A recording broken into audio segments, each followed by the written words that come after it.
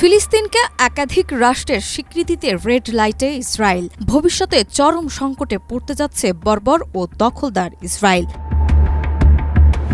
আন্তর্জাতিক পরিমণ্ডলে ফিলিস্তিনকে রাষ্ট্র হিসেবে স্বীকৃতি দেওয়ার ঢেউ ক্রমেই জোরদার হচ্ছে। একের পর এক দেশ মুখ ফিরিয়ে নেওয়ায় এবং মানবাধিকার লঙ্ঘনের অভিযোগে ইসরায়েল এখন চাপে পড়েছে। কূটনৈতিক অঙ্গনে প্রভাব হারিয়ে দেশটি যেন ক্রমশ একঘরে হয়ে যাচ্ছে। ফিলিস্তিন যখন নতুন সম্ভাবনার দিগন্তে অগ্রসর হচ্ছে, তখন ইসরায়েলের সামনে জ্বলছে সতর্কতার লালবাতি।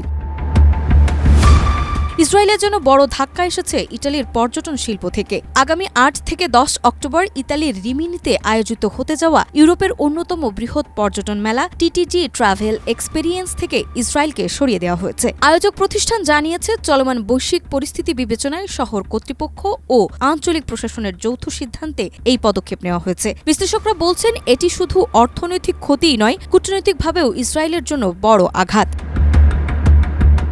২৩ মাসেরও বেশি সময় ধরে চলা ইসরায়েলি আগ্রাসনের বিরুদ্ধে গাজা আবারও উত্তপ্ত হয়ে উঠেছে। ২১ সেপ্টেম্বর সকালে গাজার উত্তরাঞ্চল থেকে ইসরায়েলের দিকে নিক্ষেপ করা হয় অন্তত ২টি ক্ষেপণাস্ত্র। এর পরপরই দেশজুড়ে সতর্কতা জারি করে ইসরায়েলি সেনাবাহিনী।